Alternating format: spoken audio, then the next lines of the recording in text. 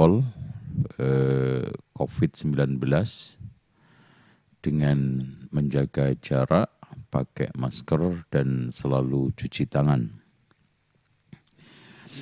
Saudaraku seiman yang dirahmati oleh Allah Subhanahu wa Ta'ala, kita mendapatkan satu realita dan juga ujian nyata serta fakta yang kita lihat. COVID ini banyak menguji ketawakalan kita, menguji akidah kita, menguji keimanan kita. Dan ini sudah cukup juga untuk menyoal bagaimana kaum muslimin banyak melakukan penyimpangan akidah saat masa COVID ini. Mereka banyak bertawakal kepada benda-benda, lebih mengantungkan kepada protokol-protokol. Bukan kita meremehkan ya. Bahkan kita tidak banyak menemukan tulisan-tulisan literasi yang menyertakan Allah dalam kehidupan kita dalam menghadapi COVID. Apalagi menyertakan akidah kita, iman kita saat menghadapi COVID. Kita hanya percaya arahan-arahan WHO, kita hanya sangat khusyuk di dalam memperhatikan asbab ardiyah, sebab-sebab bumi. Kurang bisa mencari sebab dari langit. Kita sering mencari jalan keluar, tapi kurang bisa mencari jalan ke dalam. Padahal kita mendapati satu hadis yang disampaikan oleh Rasulullah kepada Abdullah ibnu Abbas ketika itu masih kecil. Kurang lebih umur 7 tahun. Rasulullah SAW mengawali, "Ya ghulam, inni u'allimuka kalimatin." Di antara pengajaran Rasulullah seputar masalah akidah semua dari awal sampai akhir adalah ihfadillah yahfadhuk. Karena penjagaan Allah kepada kita itu tergantung penjagaan kita kepada syariat Allah. Karena Allah mengatakan in tansurullaha yansurkum. Apakah tindakan-tindakan kita selama ini menolong agama Allah atau sebaliknya malah menghancurkan agama Allah? Dan insya Allah nanti kita akan jelaskan penyimpangan akidah kontemporer itu. Sehingga janji-janji Allah Subhanahu wa Ta'ala bukan Allah ingkar janji. Bukan janji itu kandas. Tapi sebab yang mendatangkan janji Allah itu kita nafikan. Kita enyahkan, kita lenyapkan dari kehidupan kita. Bukankah Allah mengatakan, Inna nasra ma'as sabri. Tapi mana kesabaran kita untuk meraih kemenangan? Kemenangan akidah, kemenangan umat, kemenangan kita di dalam menghadapi COVID ini. Dan suatu hal yang sudah menjadi sunnatullah, innal faraja ma'al karbi.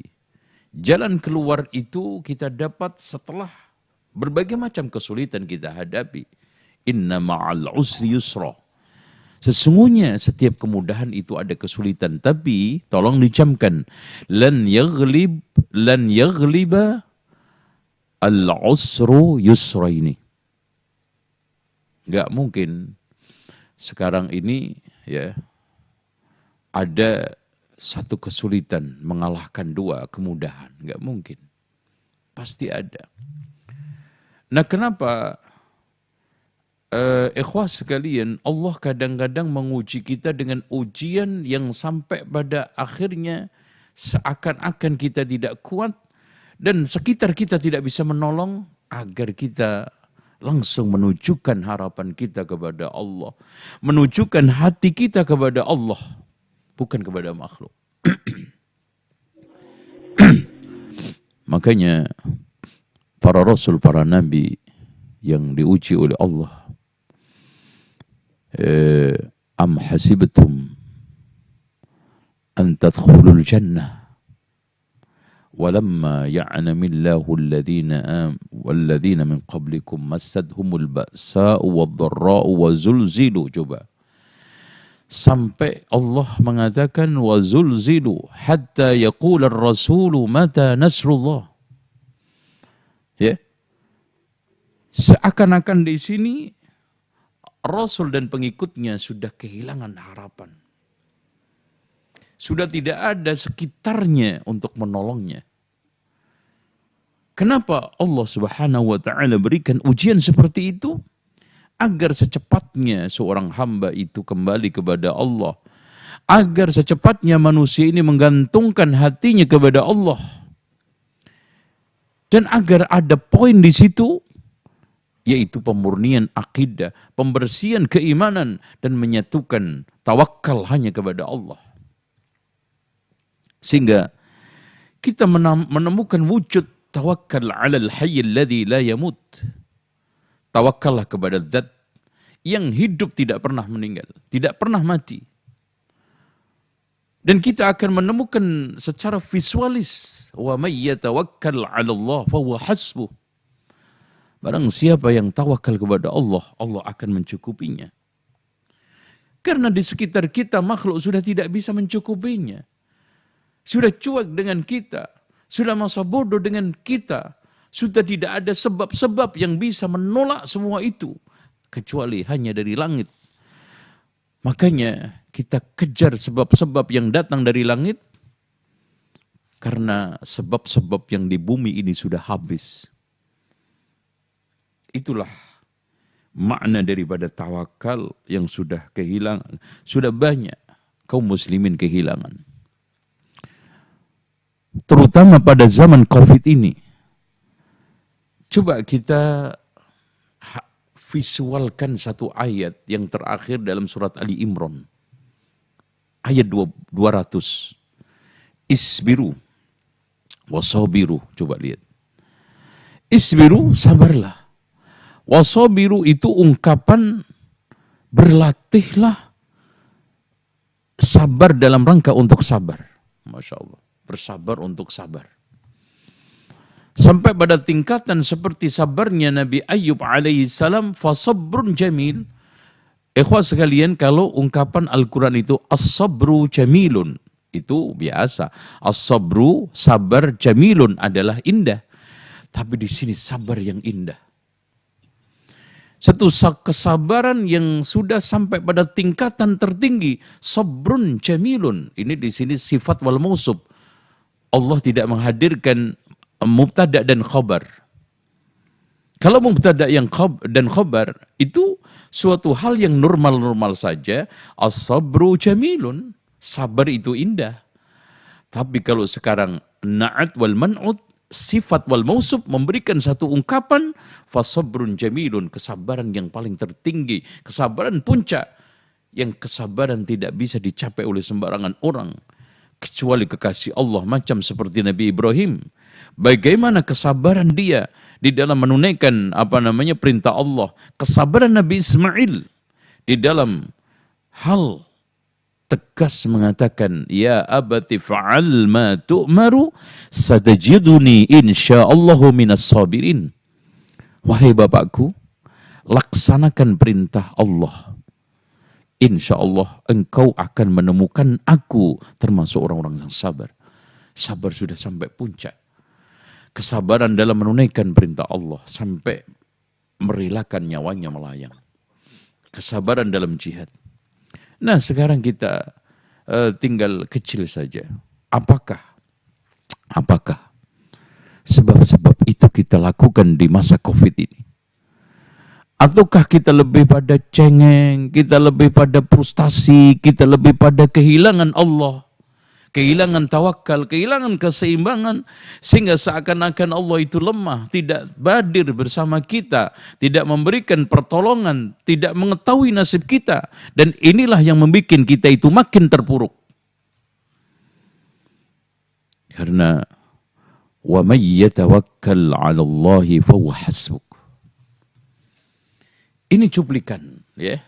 Bagaimana umat ini? Kata di sana ada suatu ungkapan yang cukup bagus dari Fudail bin Iyad. Wallahi, law ya'ista minal khalqi, kalau kamu putus asa dari makhluk ini, hatta la turidu minhu syai'a, sampai kamu tidak memiliki harapan sama sekali dari tangan manusia, la'afaka maulak, Allah akan berikan segala sesuatu yang kamu inginkan. Kullu ma turid. Ini yang harus kita pegang. Jadi kalau seandainya engkau sekarang pada sampai tataran tidak memiliki harapan sama sekali, sudah putus harapan dari manusia, dari makhluk, maka pada saat itu datang pertolongan dari langit.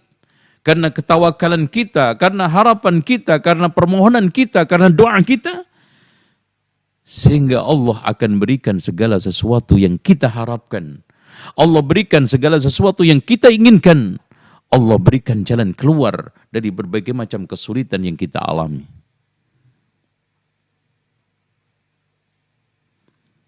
Inilah akidah.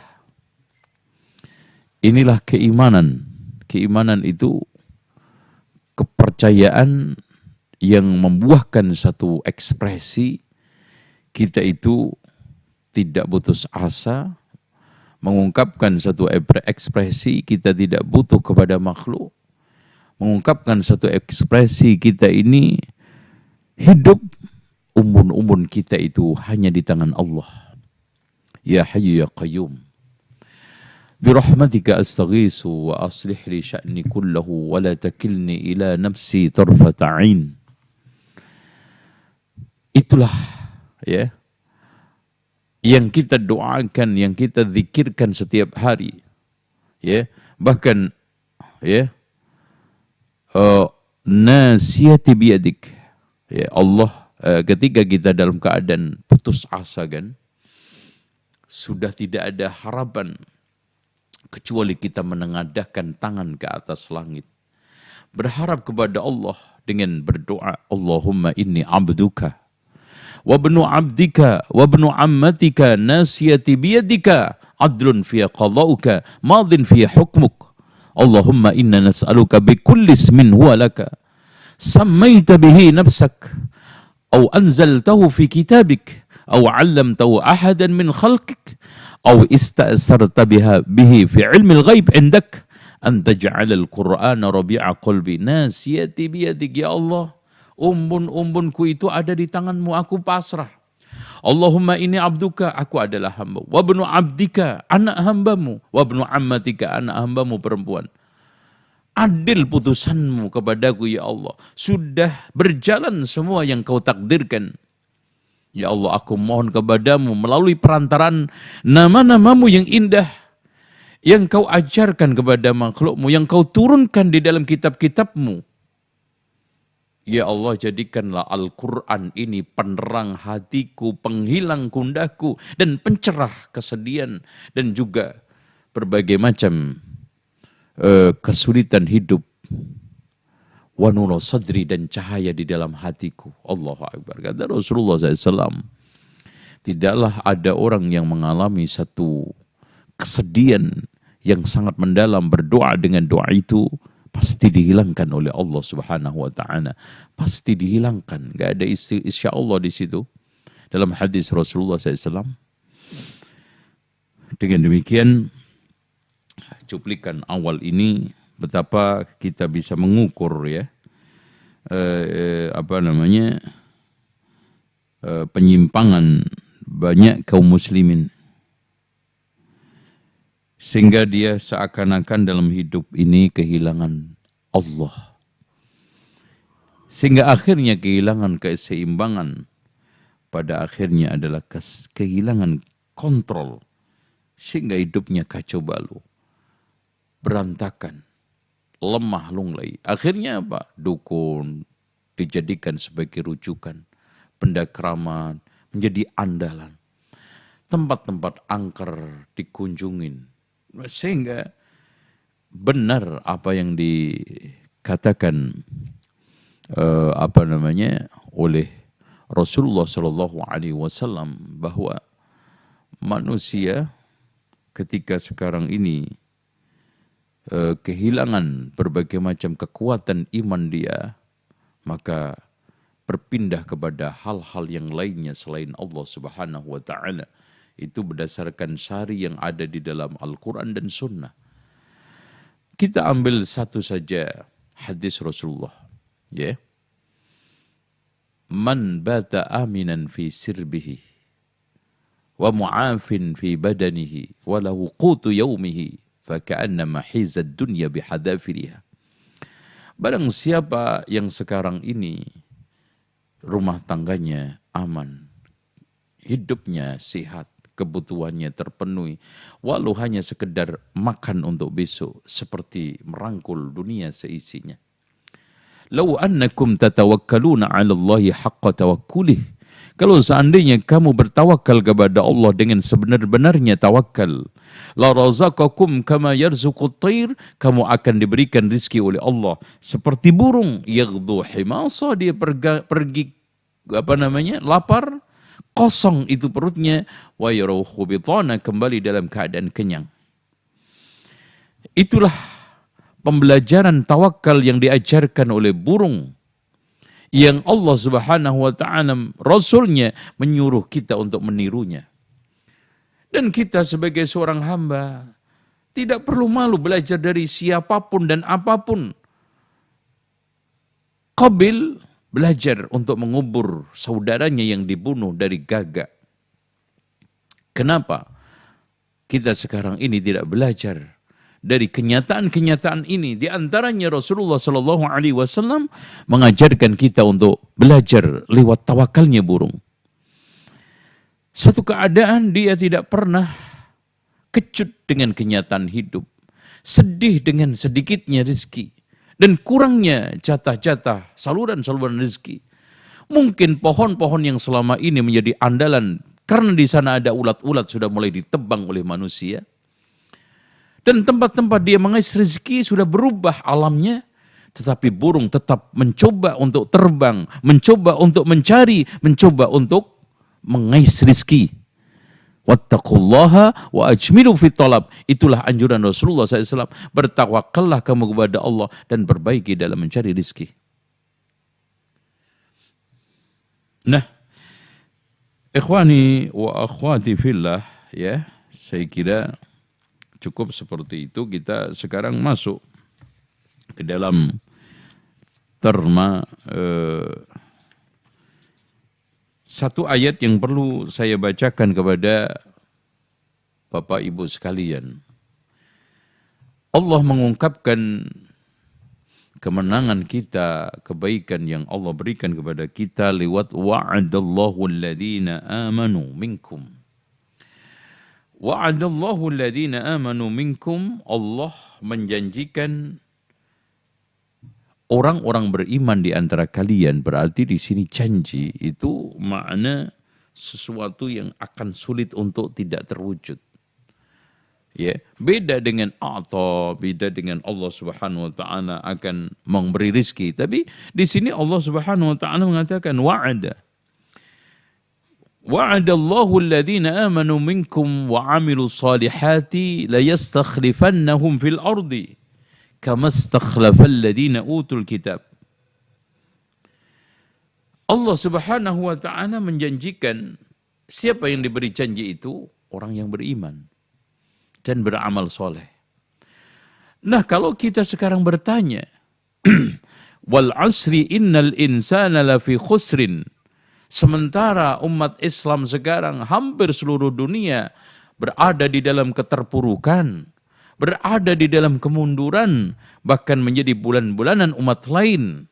Pertanyaannya, kenapa Allah tidak menolongnya? Sementara banyak ayat-ayat Allah tegaskan, innallaha yudafi'u 'anil ladzina amanu. Allah Subhanahu wa taala akan melindungi, membela orang yang beriman karena kita tidak mewujudkan iman dan amal soleh. Seperti ayat yang ada di dalam Al-Asr tadi, wal asri innal insana lafi khusr, illa siapa yang tidak? Illa alladzina amanu.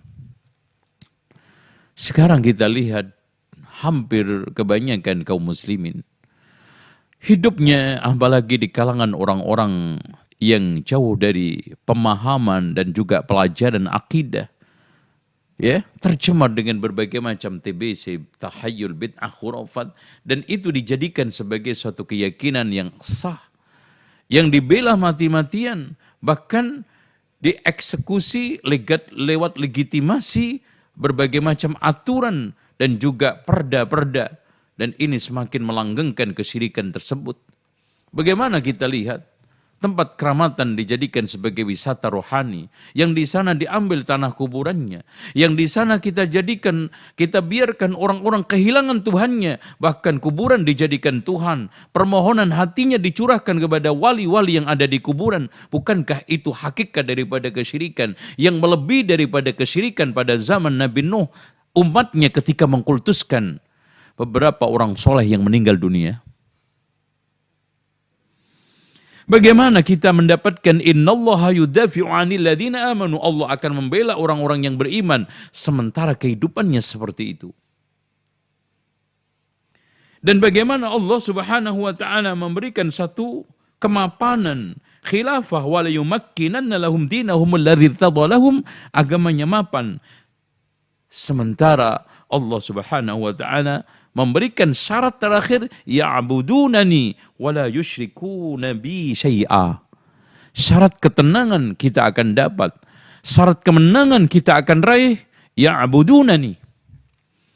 Makanya ketika Allah Subhanahu wa taala mengingatkan Quraisy yang diberikan keamanan, ketentraman, wa hadzal baladil amin, apa yang ditegaskan oleh Allah? Li'ila fi Quraisyin ila fihim rihlat asy-syita'i was-sayf falya'budu rabb hadzal bait. Akhirnya alladzi at'amahum min ju', Allah amankan dari kelaparan, wa amanahum min khauf, termasuk ketakutan terhadap mara bahaya, terhadap konflik, terhadap musibah, terhadap berbagai macam wabah. Karena itu semua tidak ada, bahkan kita kotori dengan berbagai macam kesyirikan, kekufuran, maka tidak hadir. Li'ila fi Quraisyin ila fihim rihlat asy-syita'i was-sayf falya'budu rabb hadzal bait alladzi at'amahum min ju' wa amanahum min khauf. Dari sinilah kita telah mengotori dan merusak. Bahkan kita itu seakan-akan mau diturunkan oleh Allah, kita tangkis gitu loh. Ya udahlah ya Allah, enggak usah. Dengan apa? Kita mengingkari ini, melakukan ini, pelanggaran ini, penyimpangan ini.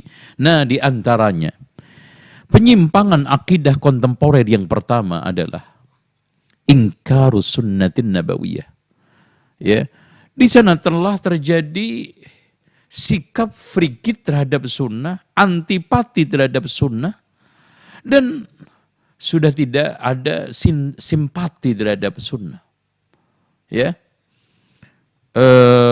Hal itu bisa kita temukan di antara mereka.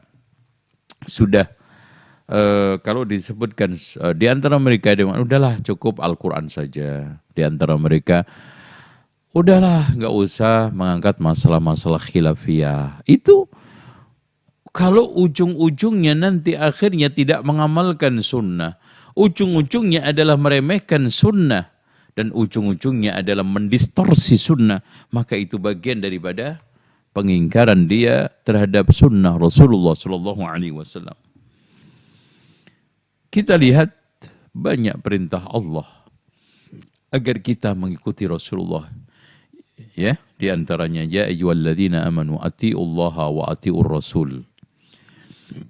Di antaranya juga wa may yuti'illaha wa rasulahu wa may yuti'illaha war rasula fa ulaika ma'al ladzina an'ama Allahu 'alaihim minan nabiyyin wasyiddiqin was-suhada'i was-salihin wa hasuna ulaika rafiqa. Ya, siapa yang mentaati Allah Rasulnya maka dijamin keamanan, dan itulah yang dimaksud kelompok orang yang kita minta setiap solat, ihdinas siratal mustaqim siratal ladzina an'amta 'alaihim. Tidak lain adalah mereka dari kalangan para nabi, tidak lain mereka adalah dari kalangan siddiqin, Dan tidak lain di antara mereka adalah syuhada dan salihin. Dan itulah yang dimaksudkan Rasulullah SAW. Khairun nasi qarni, summa alladhina yalunahum, summa alladhina yalunahum.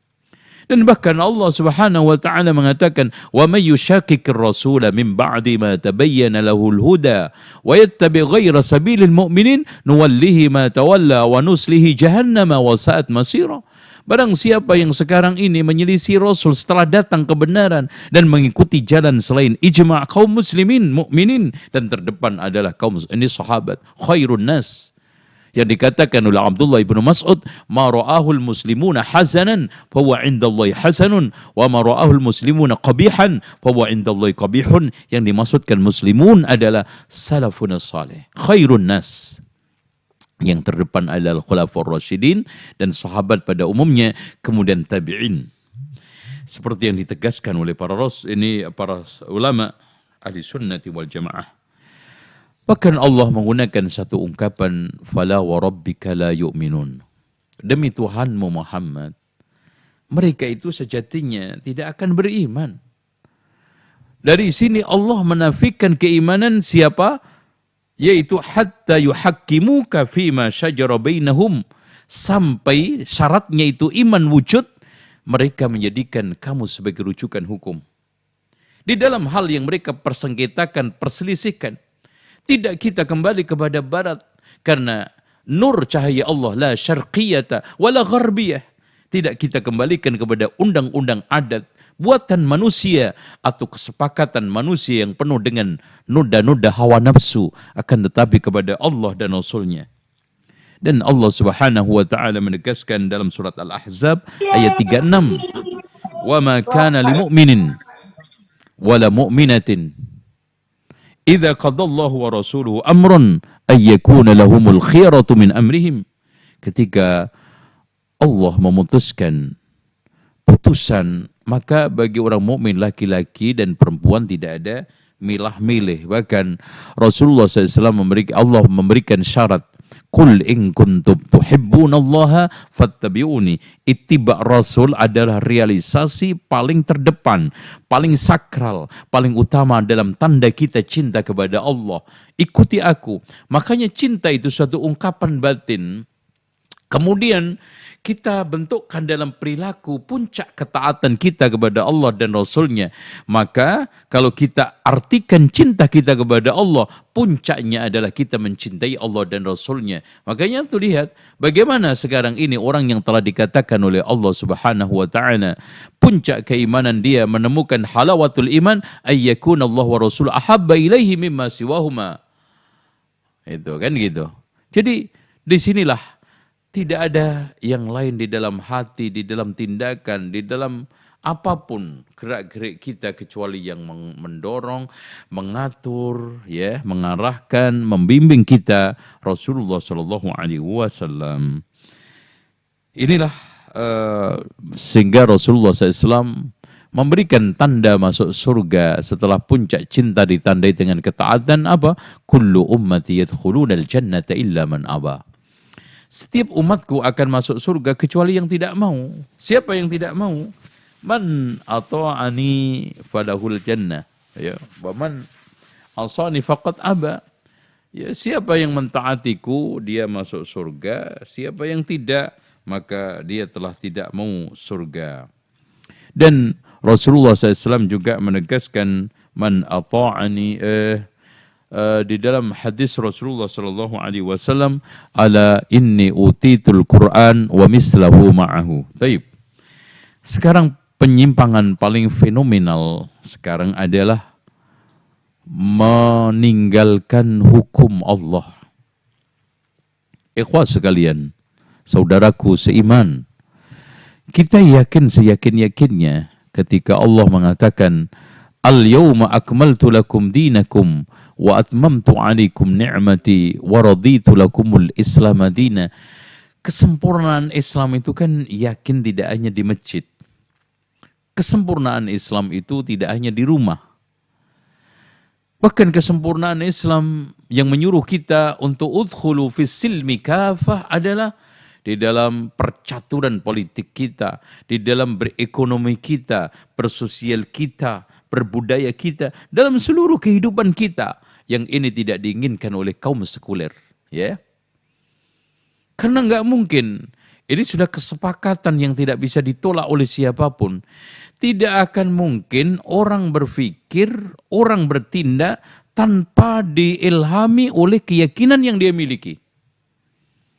Makanya satu hal yang normal, ketika seorang yang menuangkan gagasan-gagasan ketika menulis, maka Muslim akan membawa keislaman dia, Kristen akan membawa kekristenan dia, Hindu-Buddha akan membawa ajaran dia. Itu nggak mungkin nggak. Di dalam manapun, di dalam rumah, di luar rumah, di dalam ibadah, di luar ibadah kita, termasuk di pasar dimanapun. Nah, naibnya kita sekarang diajakkan kepada satu kondisi di mana seakan-akan hidup ini akan indah kalau kita tidak pakai syariat Islam. Seakan-akan hidup ini akan tenang damai kalau kita tidak memakai hukum-hukum yang datang dari Allah Subhanahu wa taala. Di samping di sana ada black camp bahwa hukum Islam itu sadis. Penerapan syariat akan membuat perpecahan, disintegrasi dan yang lainnya. Ini semuanya adalah igauan. Lihat aja sekarang fenomena kenyataan di depan mata kita. Ketika sekarang ini undang-undang yang mereka buat adalah hasil racikan hawa nafsu mereka. Apakah mereka mendapatkan ketenangan? Bahkan tiap hari terjadi konflik vertikal dan horizontal. Kehidupan tidak kunjung ada baldatun thayyibatun wa rabbun ghafur. Bahkan tarik-menarik antara yang membuat undang-undang dengan yang sekarang dibuatkan undang-undang akan selalu tumpang tindih. Akan selalu naik turun dan akhirnya saling balas membalas. Ya, kalau kita lihat kenyataan kehidupan kita sekarang ini. Ya ikhwan, saya nanya kepada antum semua, ya. Antum rela, ya, kemaluan anak istri antum dihalalkan, diharamkan dengan aturan yang dibuat oleh manusia. Sakral loh. Harta antum yang antum cari dengan susah payah, begitu saja diambil karena undang-undang dibikin oleh manusia. Tidak diambil karena undang-undang buatan manusia. Coba yang sekarang mengkampanyekan di mana-mana bahwa hukum kisos itu sadis. Bayangkan kalau seandainya sekarang ini ibu bapaknya dibantai oleh seseorang. Dibunuh dengan cara sadis. Apalagi yang dibunuh itu orang tuanya si hakim, orang tuanya pengacara, orang tuanya yang sekarang ini menjadi lawyer. Kira-kira di batin nuraninya akan bilang apa? Biarkanlah. Jangan diapa-apain, jangan dibunuh. Karena pembunuhan kisos itu sadis. Udahlah ikhlaskan saja pembunuh bapak saya, ibu saya. Ya, jangan dilakukan tindakan apa-apa. Enggak mungkin.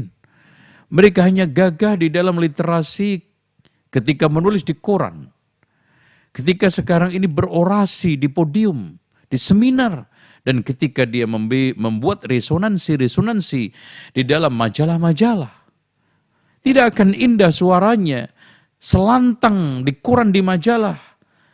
Ketika alam realitanya menunjukkan fakta bahwa bila sekarang orang tuanya dibunuh, bila saudaranya sekarang dibunuh, bila sekarang terjadi pembunuhan sadis yang ada di keluarganya menimpa anak istrinya, pasti dia akan membenarkan firman Allah, walakum fil qisasi hayatun ya ulil albab. Bagimu ada kehidupan. Di dalam kisah itu, wahai orang-orang yang mau berpikir cerdas, la'allakum tattaqun. Memang benar, ketika sekarang kisah ditegakkan, maka kehidupan tidak akan orang memudah-mudahkan untuk melakukan pembunuhan. Dia akan mempertimbangkan 100 kali bertimbangan dan tidak akan mungkin ada orang yang nekat bunuh kecuali dia sudah bosan hidup. Selagi dia memiliki kehidupan dan keinginan hidup, sebiji sawi aja dia akan mikir. Dia yang pertimbangkan. Apalagi ketika lihat kisos dipertontonkan di halayak ramai. Dengan cara yang begitu sakral. Masya Allah ya. Dengan demikian hati kita akan lega. Karena suatu hal yang naluri Pak. Ketika ada keluarganya dibunuh, pasti ingin balas dendam. Cuman di sini Islam mengatur lewat pemimpin, lewat undang-undang, lewat hakim, lewat qadhi, kan gitu. Sehingga di sini terbalaskan dengan cara yang ilmiah, dengan cara yang sangat sistematik, dengan cara yang keteraturan dan juga kebaikan. Ya, tidak ngawur, tidak main serang, balas-balasan, nanti akan seperti hutan nanti itu. Makanya Allah menegur kita, afa hukmal jahiliyati yabghun? Apakah hukum selain Allah jahiliyah yang kamu akan cari? Wa man ahsanu minallahi hukman liqaumi yuqinun? Mana hukum yang lebih baik buat manusia ini bagi orang-orang yang berakal, Pak? Saya ingin membuat satu perbandingan dan agar kita itu agak sedikit mengulah akal kita untuk mencerna, pikiran kita untuk menganalisa, batin kita untuk menalurikan itu semua. Mana yang lebih patut?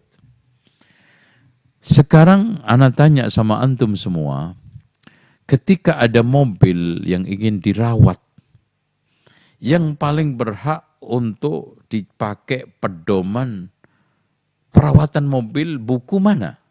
Otomatis buku yang dikeluarkan oleh pabrik yang membuat mobil tersebut. Tuh? Orang akan merawat mobil Toyota dengan buku-buku yang dikeluarkan oleh Toyota.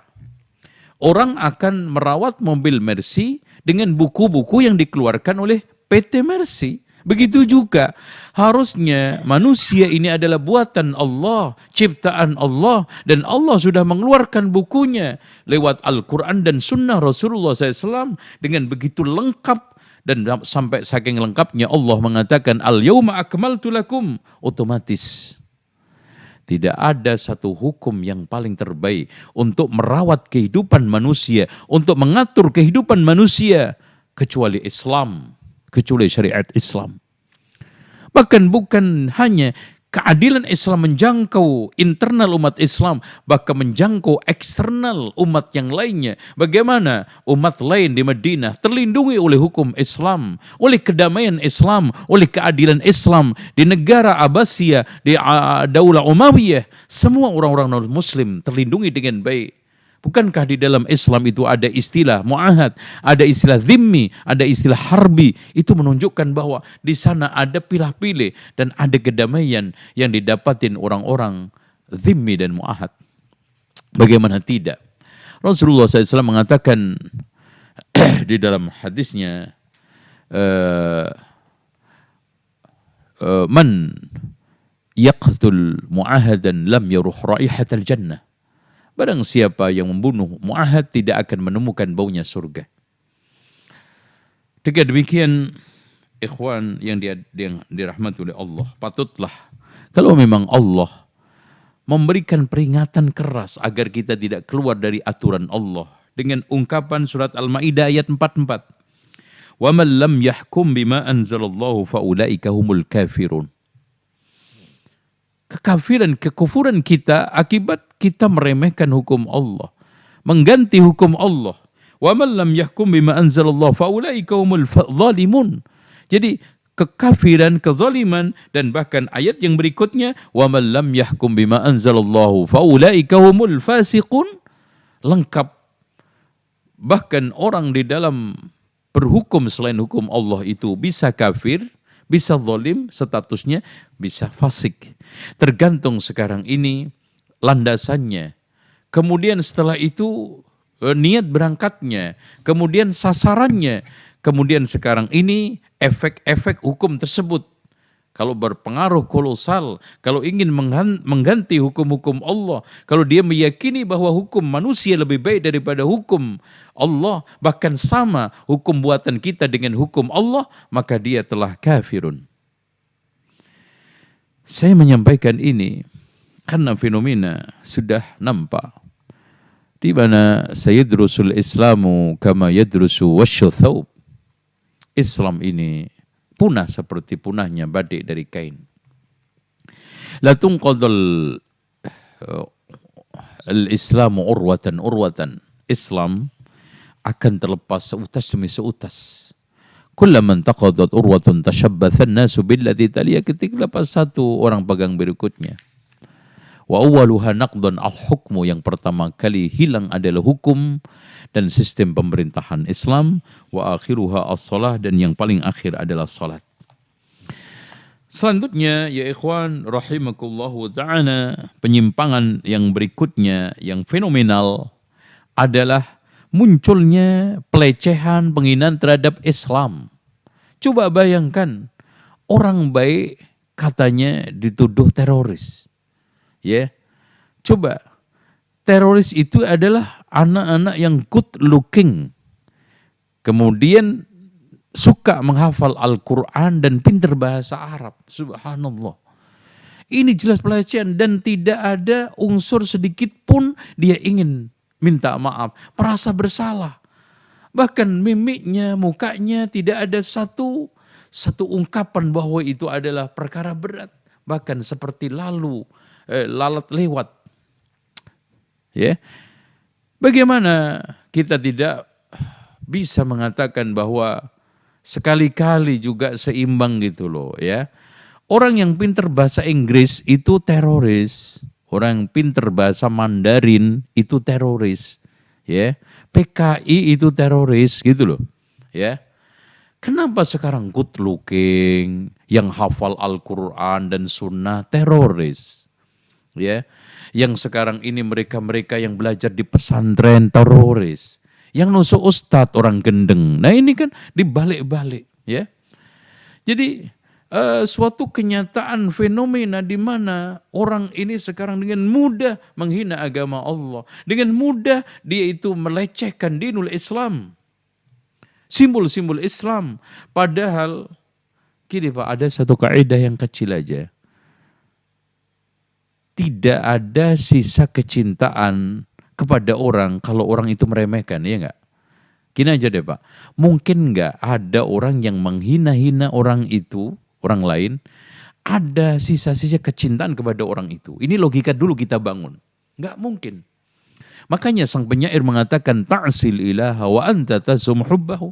Ku bermaksiat kepada Allah, mengklaim cinta kepadanya. Enggak mungkin. Tidak akan mungkin sisa cinta di depan orang yang sekarang ini menghina seseorang, melecehkan seseorang. Begitu juga suatu hal yang mudah kita analisa, tidak akan mungkin tersisa kecintaan orang terhadap Islam selagi orang itu masih menghina, melecehkan Islam. Karena Allah Subhanahu wa taala menegaskan dalam surat Al-Hajj ayat 32, "Wa may yu'azzim sya'airallahi fa innaha min taqwal qulub." Barang siapa yang mengagungkan syiar Allah, maka itu termasuk bagian daripada keimanan. Berarti ketakwaan. Berarti orang kalau sudah tidak mengagungkan simbol-simbol Islam, apa? Mafhumul mukhalafah. Tidak ada ketakwaan. Minimal takwanya tidak sah atau tidak sempurna keimanannya. Makanya Allah memberikan satu ungkapan, ya hasratan 'alal ibad ma ya'tihim mir rasulin illa kanu bihi yastahzi'un. Aduhai kerugian pada seorang hamba, tidaklah ada utusan yang membawa kebaikan, Rasul membawa syiar-syiar kebaikan, melainkan mereka selalu melecehkan, menghina-hina, merendahkan. Padahal di dalam surat At-Taubah ayat 65-66, Qul abillahi wa ayati wa rusuli kuntum tastahzi'un. Katakan Muhammad, apakah kamu dengan Allah, dengan ayatnya, dengan Rasulnya menghina? La ta'tadiru, kalian jangan minta maaf. Qad kafartum ba'da imanikum, telah kufur setelah iman kalian. Dan ini simpel, sebetulnya sederhana. Asbabul wurud, nuzul ayat ini, ada seorang yang ketika itu ikut perang dari kalangan munafikun ke Tabuk. Karena perjalanan jauh dia mencoba untuk nyeletuk dalam perjalanan itu, saya tidak mendapati orang yang paling pendusta mulutnya, paling rakus makannya, paling pengecut ketemu musuhnya, kecuali sahabat-sahabat Rasulullah. dilaporkanlah sebelum orang itu sampai ke Rasulullah sudah dibacakan ayat ini, kul abillahi wa ayatihi wa rusulihi kuntum tastahzi'un qad kafartum la ta'tadiru, jangan kamu minta maaf, sudah enggak ada maaf bagimu, qad kafartum ba'da imanikum. Makanya di sini ada satu statement yang cukup bagus dari seorang ulama. Pertama, Abu Bakar Ibnul Arabi, bukan Ibnu Arabi ya, la yakhlu ayyakuna ma qalahu min dzalika jiddan aw hazla. Apa yang diungkapkan orang dalam rangka menghina dan juga melecehkan syiar Islam, Allah, ayat dan Rasulnya itu jiddan serius, atau hazlan hanya ya intermezzo, wa kaifama kufrun, apapun yang dilakukan maka kufur. Fa innal hazla fil kufri kufrun, karena orang yang intermezzo dalam kekufuran adalah kufur. La khilafa fihi bainal ummah, tidak ada khilaf antara ummah. Fa inna tahqiqa, di dalam masalah ini akhul haq wal akhul ilmi wal haq, wal hazl akhul batil wal jahl.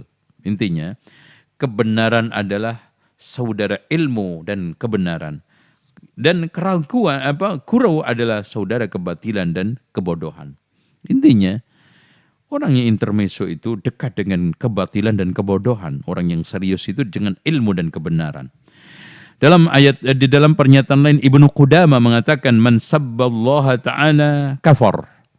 Barang siapa yang menghujat ya, menghina, mencerca Allah, kafara maka kufur. Saun kana mazihan au cidda, saun baik itu dia kurau atau serius. Wa kadzalika man istahza billahi wa ayatihi wa rusulihi wa kutubihi, begitu juga orang yang melecehkan Allahnya, ayatnya, Rasulnya dan kitabnya. Ini pernyataan Ibnu Qudamah Al-Maqdisi. Adapun Imam An-Nawawi mengatakan al-af'alul mujibah lil kufri hiya allati tasturu an amdin aw istazan bid-din sarihun. Perbuatan yang menyebabkan orang itu kufur adalah perbuatan yang muncul dari sengaja atau gurau dengan agama yang jelas. Maksudnya ajaran agama yang jelas. Wallahu a'lam bishawab. Nah, berikutnya fenomena penyimpangan akidah yang kontemporer dari kalangan kaum muslimin banyak dilakukan oleh umat Islam sekarang adalah merendahkan martabat sahabat. Mereka kurang begitu menokohkan sahabat. Apalagi kadang di antara melecehkan. Jadi kalau dituturkan sahabat itu seperti dituturkan tukang sampah. Kalau sekarang disebutkan sahabat tidak bergeming, tidak ada rasa hormat. Padahal di dalam hati mereka kalau dituturkan nama camat atau bupati aja ada segi tersentak. Wah, Masya Allah, itu bupati itu. Oh, figur saya, adik atau saudara saya, macam-macam. Tapi di sini disebutkan Abu Bakar, Umar, Utsman, cuek. Bahkan di antara mereka memandang penuh dengan kecurigaan. Atau bahkan kalau seperti orang Syiah itu penuh dengan penghinaan. Apalagi kalau yang disebutkan adalah Umar. Wah, makanya tidak ada satupun, bahkan jarang kita temukan orang Syiah itu menamakan keluarganya, anaknya, dan yang lainnya dengan nama Umar, istrinya atau anak perempuannya dengan Aisyah, karena itu hal yang sudah menjadi akidah mereka, ya. Nasallallahu al-afiyah. Padahal Allah mensifati mereka was-sabiqunal awwaluna minal muhajirin wal ansar walladzina tabauhum bi ihsan, ya. Kuntum khaira ummah, itu tidak lain adalah sahabat Muhammadur Rasulullah walladzina amanu ma'ahu walladzina ma'ahu asyidda'u 'alal kuffari ruhamau bainahum, yang tidak lain adalah sahabat. Dan Rasulullah SAW juga mengatakan la tasubbu ashabi, janganlah kau menghujat sahabatku. Fa wallahi, demi Allah, law anna ahadakum anfaq misla uhudin dhahaba ma balagha mudda ahadim aw nusifahu, jika di antara kalian berinfak segede gunung Uhud berupa emas, tidak akan menyamai satu mudnya. Satu mud itu segini, sahabat.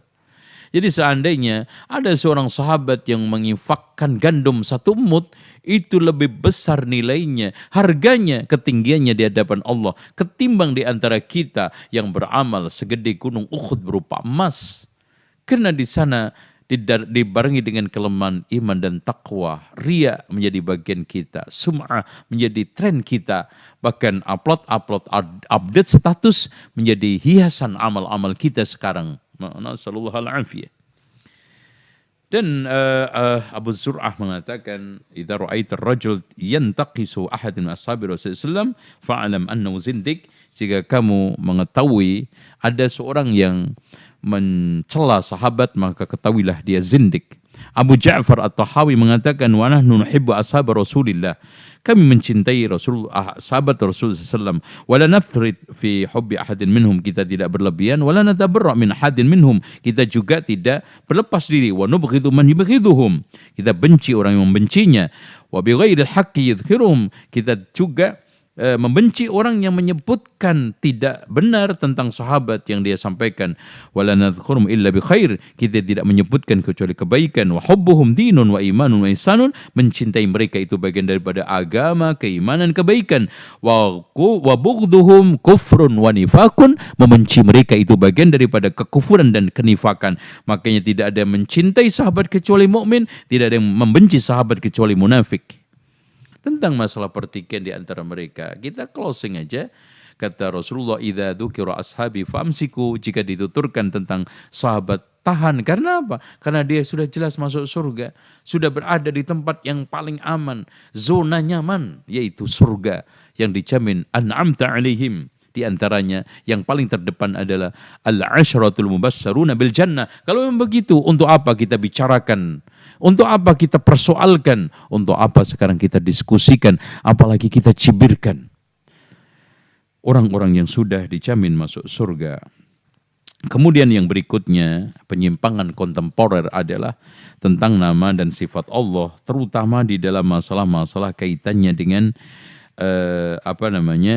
Allah itu di atas langit. Nah, ini ya. Allah itu di mana? Ini kita soal insya Allah ya. Dikit aja, nggak usah banyak karena waktu. Oke. Ada muncul satu statement di kalangan kaum muslimin ketika ditanya tentang Allah ada enggak? Itu hampir sepakat. Ya. Allah ada, enggak? Ada. Nah, itu sepakat. Terus adanya itu di mana? Nah, ini ya. Masya Allah ya. Sampai di antara mereka membuat satu statement, nggak boleh kita itu menanyakan Allah itu di mana. Padahal Rasulullah sendiri menanyakan kepada budak, Aina Allah. Coba bayangkan sampai segitunya mereka itu sesatnya. Ya. Jadi kalau mereka ditanya Allah itu di mana? Allah itu ada nggak? Ada. Hampir sepakat Allah ada. Walaupun keberadaan itu kadang berbeda-beda ya. Ada Allah itu tidak di luar alam, tidak di dalam alam. Bahkan ada yang mengatakan ada juga enggak, setengah ada juga enggak. Jadi di antara ada dan tidak ada. Udahlah. Ya. Intinya itu tidak dipersoalkan kecuali antara ateisme ya, atau mungkin monisme, atau mungkin di sana ada kan aliran-aliran ini ada panteistik ya, ada monistik, ada poli ya, poli itu banyak ya, mon itu satu, berarti panteistik itu menyatu antara Allah dengan hambanya ya. Ada yang ateisme kan gitu, nggak percaya semuanya itu. Oke. Yang jadi masalah sekarang ketika mereka ditanya di mana Allah. Di antara mereka memberikan satu statement, kita nggak boleh menanyakan di mana. Loh, Rasul aja boleh. Allah di mana? Aina Allah. Nanti akhirnya efeknya dia tidak mengenali Allah itu di mana. Dan dia tidak boleh sekarang ini menunjukkan tempat. Akhirnya statement mereka Allah di mana-mana. Nah, gitu. Itu asal muasalnya kenapa ada statement Allah itu di mana-mana? Karena Allah itu tidak boleh ditanyakan aina, di mana. Karena pertanyaan di mana itu menunjukkan tempat. Allah itu tidak bertempat. Kalau yang antum maksudkan tidak bertempat seperti tempatnya makhluk, jelas tidak. Tapi kalau dimaksudkan tempat, maksudnya adalah arasy yang cocok, yang yalik, patut untuk kebesaran dan keagungan Allah. Jelas. Ar-Rahmanu 'alal 'arsy istawa, aina Allah? Allah fis sama. Ya. Dan di dalam firman Allah sangat banyak sekali ya. Aamintum man fis sama'i ay yakhsifa bikumul arda fa idza hiya tamur. Ar-Rahmanu 'alal 'arsy istawa ilaihi yas'adul kalimut thayyib wal 'amalus shalihu yarfa'u wa huwal qahiru fawqa 'ibadihi. Ya. Terus kemudian Ar-Rahimuna yarhamuhumullahu Ar-Rahman. Irham man fil ardi yarhamuka man fis sama. Cintailah yang di bumi. Siapa manusia? Yarhamukum man fis sama, yaitu Allah. Dan semua para pencerita ya, sejarawan ketika membahas Isra Mi'rajnya Rasulullah, sepakat semua. Dia mengatakan Allah itu Rasulullah SAW ketemu Allah itu di langit. Enggak ada yang mengatakan ketemu di Gunung Kerinci, ketemu di Kuas Larong, ketemu di Gunung Himalaya, enggak ada. Sepakat ahli sunnati wal jamaah. Termasuk anehnya ustadz yang mengingkari Allah itu di atas arasy dan mengatakan Allah itu di mana-mana. Kalau lagi kajian Isra Mi'raj, dia selalu mengatakan Rasulullah SAW akhirnya ketemu Allah Subhanahu wa taala di langit, di Sidratul Muntaha, indaha jannatul ma'wa. Di sanalah dia mendapatkan perintah salat. Itu sepakat. Kenapa Anda membolak-balikkan fakta, akhirnya capek sendiri? Anehnya ada yang menyoal bahwa Allah itu di mana-mana. Enggak benar. Allah itu semayam di atas langit, turun. Kalau turun bagaimana? Ketika ceramah, hadirin sekalian, kita ini jangan cemen, kita tawakal kepada Allah. Katanya menunjukkannya juga ke langit. Kenapa kita harus takut COVID? Kenapa kita takut tidak akan dapat rezeki? Yang menjamin rezeki kita adalah yang di langit. Loh, kecolongan dia ya. Jadi kebablasan dengan sendirinya bahwa ternyata nggak ngomong mulutnya, jarinya ketika berorasi itu menunjukkan ke atas, bukan ke bumi, apalagi muter-muter tuh jarinya, ya. Yang memberikan rezeki adalah Allah, muter-muter ya tangannya di mana-mana gitu. Enggak ada, ya. Wallahu a'lam bissawab. Kemudian yang selanjutnya adalah ad-du'a wal istighasa bi ghairillah. Penyimpangan paling populer di kalangan umat sekarang adalah meminta kepada Allah selain Allah. Padahal Allah mengatakan ud'uni astajib lakum. Selain Allah dikatakan oleh Allah di dalam surat Fatir ayat 13-14, walladzina tad'una min dunihi ma yamlikuna min qitmir. Orang-orang yang kamu mintakan selain Allah itu tidak memiliki satu qitmir. Qitmir itu ari-arinya itu kurma yang warnanya lapisan itu, yang lapisin bijinya tuh Pak, tipis. In tad'uhum la yasma'u du'akum.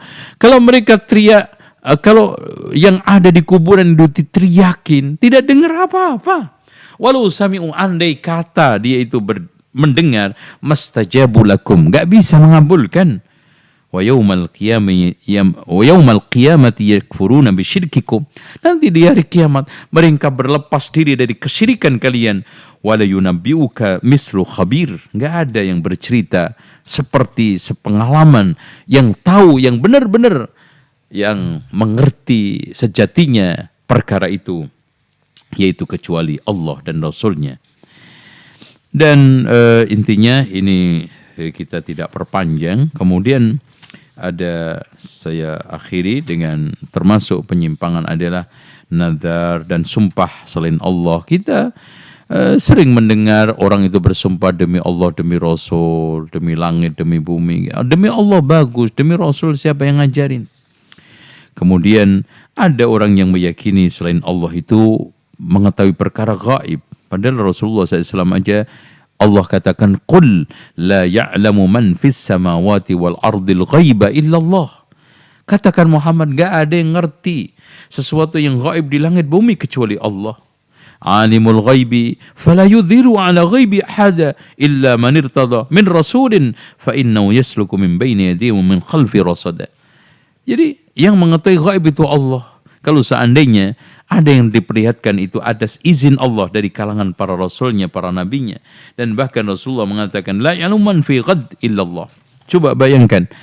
Wa ma tadri nafsum madza taksibu ghada. Besok aja kita nggak tahu apa yang kita perbuat.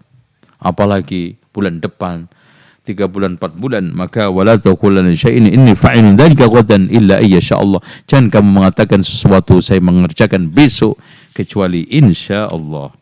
Kemudian ada sihir, ada dukun. Ini semuanya adalah penyimpangan-penyimpangan kontemporer yang dilakukan oleh kaum muslimin, bahkan jimat, dan juga di antara mereka sudah penyimpangan paling fenomenal sekarang adalah terakhir ridho, bahkan mentolerir, bahkan melegalkan berbagai macam kesyirikan, kemungkaran, kemaksiatan.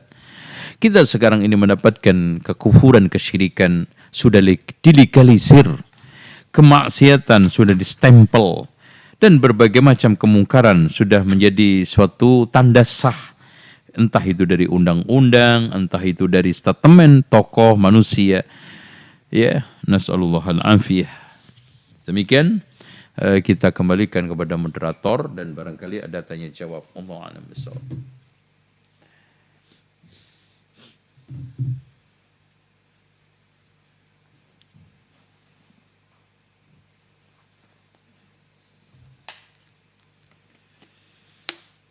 Ini 15 sampai 20 menit ya. Jadi mohon untuk diperhatikan. Kemudian juga diusahakan didahulukan pertanyaan yang sesuai dengan tema kajian. Tapi untuk pertanyaan pertama, sini. Afwan Ustaz, jika kita hidup di negara di mana hukumnya banyak sekali dengan hukum Allah, sedangkan kita tidak mempunyai power untuk merubah hukum perbuatan manusia tersebut, apa yang harus kita lakukan? Karena melakukan pembangkangan terhadap negara lebih banyak mudaratnya. Maksudnya banyak sekali yang bertentangan dengan hukum Allah. Tapi itu pertanyaan yang saya. Taib, kita memang mendapati satu realitas bahwa sekarang ini kita hidup didominasi oleh demokrasi. Hukum-hukum buatan manusia dilegalkan dan kekuatan suara mayoritas sudah betul-betul menghilangkan ajaran Allah Subhanahu wa taala. Pada saat itu maka kita mengamalkan Islam yang full power adalah di dalam individu kita, pribadi kita. Contoh saja, sholat kan tidak perlu diundangkan. Puasa, Senin, Kemis tidak perlu diundangkan. Dan juga kita di dalam melaksanakan perdagangan memilih untuk tidak riba, tidak perlu diundangkan. Dan masih banyak syariat-syariat Islam yang kita bisa amalkan tidak tergantung pada kebijakan-kebijakan negara. Bahkan intinya fattaqullaha mastata'tum, bertakwalah kamu kepada Allah sebatas kemampuan kamu. Memang betul. Kita punya satu prinsip la ikraha fiddin, tidak ada paksaan dalam menerapkan agama termasuk hukum Allah ini. Makanya termasuk sistem negara, ada satu tokoh seperti Al-Hasanul Banna mengatakan, tanamkan sistem negara di hatimu akan berdiri di tanah airmu. Artinya, untuk apa kita memaksakan hukum Islam, sistem peradilan Islam, kalau rakyatnya, mereka yang akan menjadi pelanggan jasa hukum tersebut adalah ingkar terhadap syariat, tidak paham terhadap syariat, bahkan mereka menolak rame-rame terhadap syariat. Karena kejahilan itulah membutuhkan kita untuk menanamkan pemahaman kepada mereka, memberikan pengertian kepada kita lewat dakwah, bil hikmah, lewat tarbiyah dengan cara-cara yang baik. Maka tanamkan dulu pengertian tentang pentingnya hukum Islam, tentang pentingnya pemerintahan Islam, sehingga dari situlah muncul kesadaran. Kalau tidak, la ikrah fiddin, karena betul madaratnya akan lebih besar dan juga betul bahayanya akan lebih besar, bahkan kita akan mendapatkan satu kerugian yang lebih besar daripada keuntungan. Karena apa? Mayoritas mereka tidak menyadari akan hal itu. Jangankan yang lebih sakral, yang lebih besar, hanya sekedar cuplikan kecil, yaitu Piagam Jakarta saja, menimbulkan berbagai macam polemik, diskusi, dan berbagai macam tarik-menarik di dalam tataran realita yang tidak berkesudahan. Wallahu a'lam bishawab. Itu yang bisa saya berikan. Alhamdulillah. Kemudian pertanyaan berikutnya. Ya. Assalamualaikum Ustaz. Semua pengingkaran terhadap asma wa sifat termasuk kesyirikan kontemporer? Taib, betul. Perlu diketahui bahwa mengingkari asma wa sifat itu adalah termasuk ilhad. Makanya para ulama menjelaskan ilhad alladzi yulhiduna bi asma'ihi, itu di dalam hal asma wa sifat itu ada 5. Yang pertama adalah memberikan nama-nama Allah kepada makhluk. Makanya kita tidak boleh memberikan nama anak kita Ar-Rahman, memberikan nama anjing kita apalagi, na'udzubillah. Itu penghinaan super dahsyat itu. Itu diberikan nama-nama kucingnya ya dengan nama-nama Allah, itu na'udzubillah. Yang kedua adalah memberikan nama-nama Allah dengan nama-nama yang lemah, yang cacat, nama makhluk. Al-Faqir, Allah diberi nama Faqir, miskin. Ya. Yang ketiganya adalah termasuk ilhad adalah mensifati Allah dengan sifat makhluk, mensifati makhluk dengan sifat Allah. Ya, kan gitu. Terus kemudian yang keempat adalah ta'til, yaitu mengingkari sifat-sifat Allah. Tadi, tidak percaya Allah bersemayam, tidak percaya Allah itu turun. Nah, kemudian yang kelima adalah di sini tasbih, ya, menyerupakan Allah dengan makhluknya. Ini semuanya masuk ke dalam ilhad dan itu adalah bagian daripada kesyirikan di dalam al-asma wa sifat. Wallahu a'lam bishawab. Baik, untuk pertanyaan berikutnya, ini ada Bismillah, untuk Ustadz mohon penjelasannya cara taat kita pemerintah agar tidak menyimpang akidah kita. Ya. Taib. Seorang muslim tidak boleh kehilangan keseimbangan di dalam menghadapi apapun. Makanya Islam itu selalu memberikan patokan di dalam sikap itu, sikap idealis sama sikap realistis.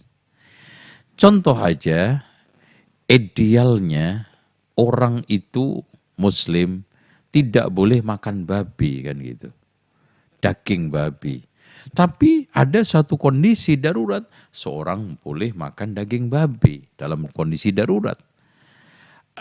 Idealisnya seorang itu di dalam sholat itu berdiri. Tapi realitanya kita itu sakit. Jangan sehingga kita harus sholat dengan duduk. Sehingga kita sholat harus dengan tidur. Nah, itu indah Islam itu, fleksibel Islam itu. Dengan demikian sikap kita kepada pemerintah ini ada sikap ideal. Idealis kita seperti ini. Realita kita menghadapi suatu kenyataan. Maka di sini fattaqullaha masata'tum, bertakwalah kamu kepada Allah sebatas kemampuan kamu. Di sini juga sikap itu tidak akan ada orang yang bisa mengontrol, yaitu memaksakan, yaitu hati kita. Tidak boleh meridhoi kemaksiatan itu, tidak boleh meridhoi senang setuju kepada hukum-hukum selain Allah itu.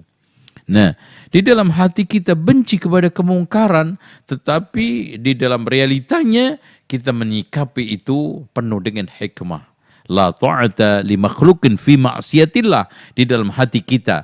Tetapi man ra'a minkum munkaran falyughayyir biyadihi. Tapi ternyata nggak bisa. Wa illam yastati fabilisani, ternyata nggak bisa, fabiqalbi, hati kita. Dengan cara seperti itu muslim akan hidup seperti kalau kita lihat kata itu ya. Ketika dia musim kemarau tetap masih bisa hidup. Musim penghujan juga masih tetap bisa hidup. Bagaimana kata ketika musim kemarau mensiasati kondisi sekitarnya. Dan ketika musim penghujan kata mensiasati kondisi sekitarnya. Jadi disinilah adaptatif seorang muslim. Ketika saat idealis bisa menerapkan kondisi Madinah. Ketika saat-saat kondisi lemah, maka dia bisa menerapkan ayat-ayat Makkiyah. Ya, Allahu a'lam bissawab. Ini yang ditegaskan oleh Syekh Jamil Zaino ketika menjelaskan hikmah ayat-ayat Makkiyah dan Madaniyah.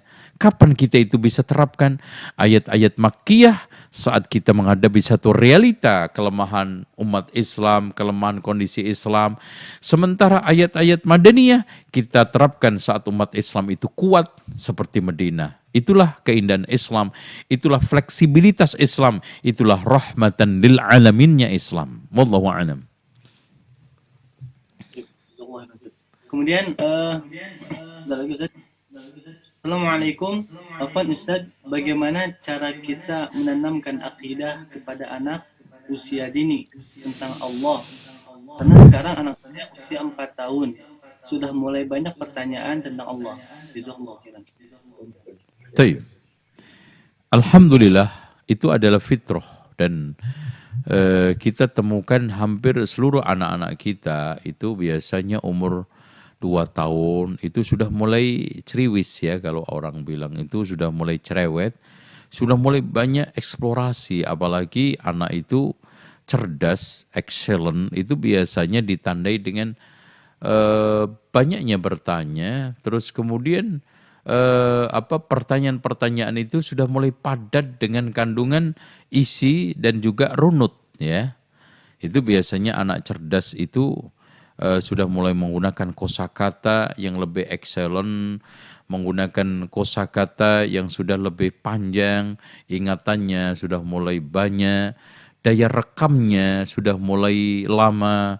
Itu anak-anak yang cerdas ya. Oke. Nah, orang tua yang bijak tidak boleh menyanyiakan kecerdasan itu. Makanya Masya Allah, ada satu tafsir yang cukup indah dari Ibnu Ashur ketika menafsiri Alhamdulillahi Rabbil Alamin. Kenapa Allah setelah menyebutkan Rabb yang artinya adalah murabbi, pendidik, kemudian menyebutkan nama Ar-Rahmanir Rahim, agar orang tua itu di dalam mendidik dan proses pendidikan seorang pendidik ditonjolkan sifat kasih sayang. Dan itulah kunci keberhasilan pendidikan dan proses pendidikan. Orang tua pendidik harus menonjolkan Ar-Rahmanir Rahim, yaitu apa? Sifat ya, bukan kita make namanya. Sifat penyayang, sifat belas kasih kita kepada anak didik kita, kepada anak-anak kita. Insya Allah itu akan meloloskan, akan memberikan stimulus banyak sekali di dalam proses pendidikan anak kita. Oke. Nah, bagaimana kita mulai menanamkan akidah, dan itu nomor 1. Kalau kita belajar masalah pendidikan anak umur 4 tahun, 1 sampai 4 itu adalah golden age. Golden age itu umur emas, artinya anak itu kita harus kasih asupan, stimulus kasih sayang, sambil kita berikan satu wahana penggiringan kepada satu kesatuan, raditu billahi rabbah, wabil islami dina, wabi Muhammadin SAW. Jadi anak sudah kita kenalkan itu. Islam itu apa? Allah itu siapa? Rasul itu siapa? Tuh ya, itu terus. Ya. Terus kemudian cara untuk mengenalkan adalah kita sering lafadzkan Allah, kita kenalkan Allah ya. La ilaha illallah Muhammadur Rasulullah dinul Islam. Nah kemudian setelah itu kita kenalkan Allah itu siapa lewat tataran realita. Ya, Allah itu siapa nih loh? Yang menciptakan langit, yang memberikan ini anaknya umpamanya Muhammad. Yang bikin Muhammad bisa lahir itu Allah. Yang bikin kamu bisa bicara itu Allah. Yang bikin mata kamu bisa melihat itu Allah. Yang bikin jari kita itu 5 mudah untuk ngambil barang adalah Allah. Jadi di sini refleksi dari kemanfaatan. Oh iya kan, anak itu realitas, ya kan gitu. Oh iya ya, yang bikin mata saya bisa melihat itu ternyata Allah. Yang bisa bikin mulut kita walisanan wasyafatain, lisan kita, bibir kita yang bisa bekerja berbicara ini Allah. Semuanya dari situ kita Ar-Rahman 'allamal Qur'an, khalaqal insan 'allamahul bayan. Itu kita bikin seperti itu anak ya, nomor 1 itu. Kemudian baru kita kenalkan Allah itu siapa. Jadi harusnya kita kenalkan makhluknya. Makanya di sana ada satu athar, tafakkaru fil makhluk wala tafakkaru fil khaliq. Banyaklah anak itu kita ajak berpikir tentang makhluk. Jangan kita ajak berpikir tentang khaliq. Baru nanti kalau sudah mulai dia kenal, iya ya, Masya Allah, yang bikin tangan saya Allah, yang bikin kaki saya Allah, saya bikin berjalan Allah, saya bisa lahir Allah, mata saya bisa melihat Allah, ya, telinga kita Allah, ya. Ini setelah itu dia pahami dengan baik, baru mulai. Kita kenalkan realita juga. Kalau dia mencoba untuk nanya, Pak, Abi, Umi, Allah itu kayak siapa? Nah, kita harus jawab cerdik. Kamu, ini mobil Abi ya, ini ada mobil Toyota, ada mobil Mercy. Sama enggak yang membuat dengan yang dibuat? Nah, gitu. Ternyata kita ajak ke pabrik Toyota, yang bikin mobil-mobil ini tidak ada satupun yang sama dengan mobil yang dibikin. Oh, gitu. Oh gitu ya. Laisa kamitslihi syai' wa lam yakul lahu kufuwan ahad. Tidak ada satupun yang sama dengan Allah. Tidak ada yang menandingi Allah. Kita ajak, kita bawa ke alam realita aja. Jangan kita ajak berpikir tentang Khalik. Nanti nggak akan nyampe, nggak akan ketemu. Oh gitu ya. Ini ada almari deh. Ini ada kamera. Kira-kira yang bikin kamera sama nggak? Mukanya, tampangnya dengan kamera, yang bikin komputer, yang bikin TV, ternyata tidak. Laisa kamitslihi syai'un wa huwas samiul basir. Logika-logika itu, kenyataan-kenyataan itu yang harus kita tanamkan kepada anak, insya Allah dia akan lebih membesarkan anak. Ini Allah Subhanahu wa taala. Nah, setelah nanti umur 6 tahun, 7 tahun sudah kita kenalkan rukun iman, rukun Islam ya. Dasar-dasarnya aja dulu ya. Jangan detail ya. Rukun Islam yang pertama syahadah, kita ajarin melafatkannya, kemudian artinya, maknanya, sholat, pengenalan yang wajib, yang sunnah, tata caranya, zakat, kalau kita ajak praktek untuk bayar zakat, puasa ketika bulan Ramadan kita ajak sholat, syukur-syukur kita punya uang, kita ajak haji, praktek haji seperti ini, anak mendapatkan praktek rukun Islam secara visualis. Kemudian setelah itu rukun iman, iman kepada Allah, kita kenalkan wujudnya, uluhiyahnya, rububiyahnya, asma wa sifatnya, kan gitu. Malaikat, namanya, tugasnya, sifatnya, ya. Kemudian setelah itu kebesarannya. Kemudian kitabnya dari mulai nama-namanya, terus untuk diturunkan kepada nabi-nabi, terus fungsi diturunkan Al-Qur'an, kitab-kitab, terus mukjizat para rasul, para nabi, yang tertinggi adalah kitab, terutama Rasulullah. Kemudian rasulnya, namanya, jumlahnya, yang disebutkan, tidak disebutkan, tugas-tugasnya, nabi-nabi itu diutus kepada umat siapa aja, ini mana aja. Nah, ini kita kenalkan. Kemudian iman kepada hari akhir, ya. dari mulai alam kubur itu bagaimana, nanti kiamat kejadiannya kayak apa, setelah itu manusia dikumpulkan di mahsyar, ditanya satu persatu, dihisab, ditimbang, dibagi catatan amal sampai meniti sirat, kemudian ke surga atau ke neraka. Sampai takdir, kita kenalkan bahwa takdir manusia, segala sesuatu yang ada di alam semesta ini adalah berdasarkan ketetapan, kehendak dan juga ciptaan Allah Subhanahu wa. Artinya segala sesuatu yang terjadi ini diketahui oleh Allah. Segala sesuatu yang terjadi ini dicatat oleh Allah di Lauhul Mahfuz. Segala sesuatu yang terjadi ini tidak terjadi, dikehendaki oleh Allah. Yang dikehendaki terjadi, yang tidak akan terjadi.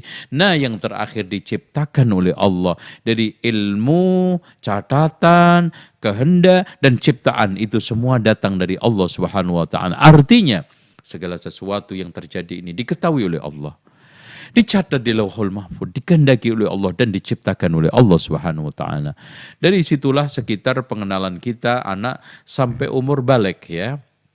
Itu harus kita, anak sudah mendapatkan idaman ya. Idaman itu adalah ilmu dasar keislaman yaitu.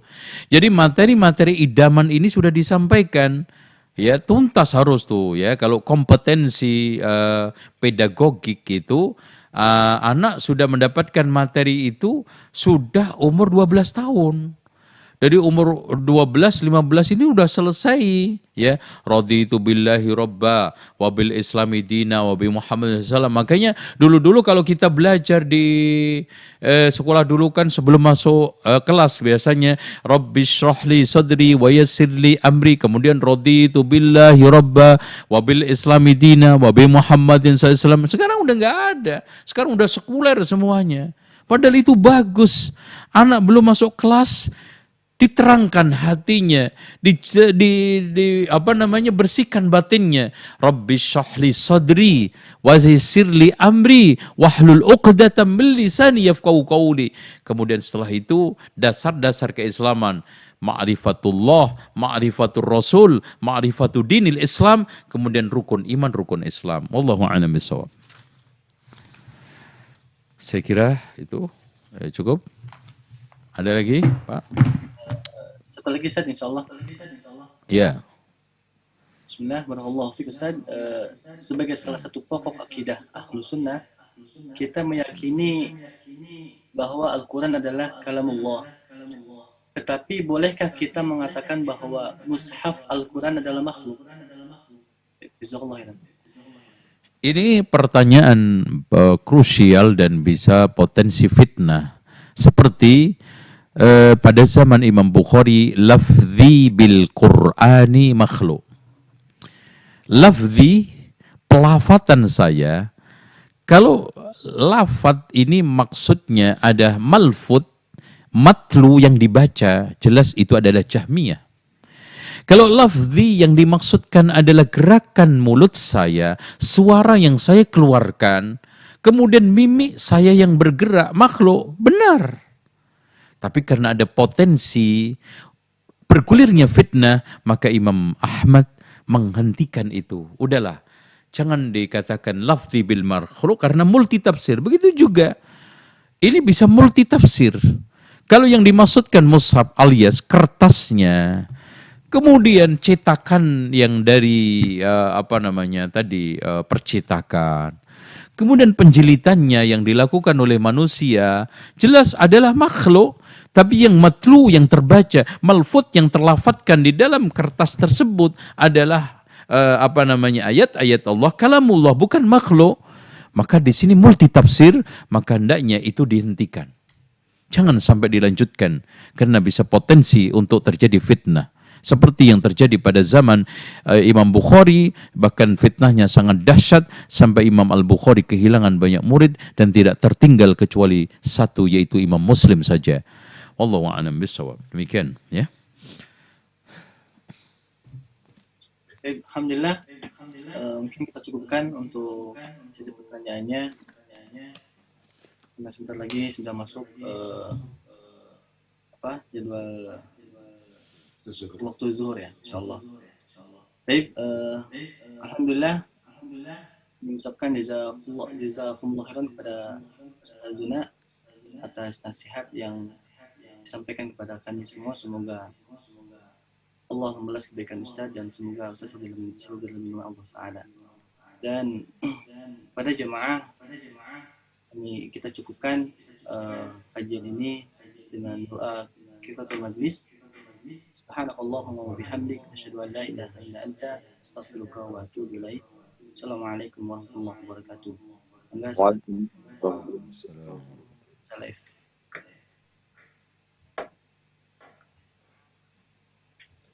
Ayah dan Bunda, telah dibuka penerimaan peserta didik baru tahun pelajaran 2021-2022 Ibnu Hajar Boarding School untuk KBTK SD, SMP, SMA, Putra, Putri, dan Mahat Ali Ibnu Hajar Al-Islami. Gelombang pertama, pendaftaran 1 September sampai 26 November 2020, tes seleksi 28 dan 29 November 2020, pengumuman 11 Desember 2020, dan daftar ulang 12 sampai 22 Desember 2020. Gelombang kedua, pendaftaran 30 November 2020 sampai 28 Januari 2021, tes seleksi 30 Januari dan 31 Januari 2021, pengumuman 12 Februari 2021, dan daftar ulang 13 sampai 23 Februari 2021. Untuk tes seleksi KBTK dan SD, observasi dan wawancara, SMP dan SMA, matematika, bahasa Inggris dan bahasa Arab, qiraatul Quran, wawancara, observasi, dan psikotes. Untuk informasi lebih lanjut, hubungi call center kami di 0811 1541 305.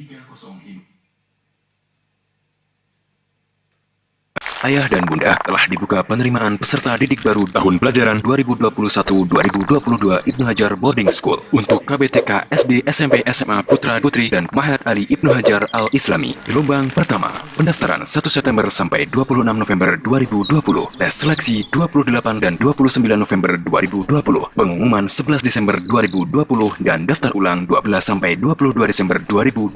Gelombang kedua, pendaftaran 30 November 2020 sampai 28 Januari 2021, tes seleksi 30 Januari dan 31 Januari 2021, pengumuman 12 Februari 2021, dan daftar ulang 13 sampai 23 Februari 2021. Untuk tes seleksi KBTK dan SD, observasi dan wawancara, SMP dan SMA, matematika, bahasa Inggris dan bahasa Arab, qiraatul Quran, wawancara, observasi, dan psikotes. Untuk informasi lebih lanjut, hubungi call center kami di 0811 1541 305. Ayah dan Bunda, telah dibuka penerimaan peserta didik baru tahun pelajaran 2021-2022 Ibnu Hajar Boarding School untuk KBTK SD, SMP, SMA, Putra, Putri, dan Mahat Ali Ibnu Hajar Al-Islami. Gelombang pertama,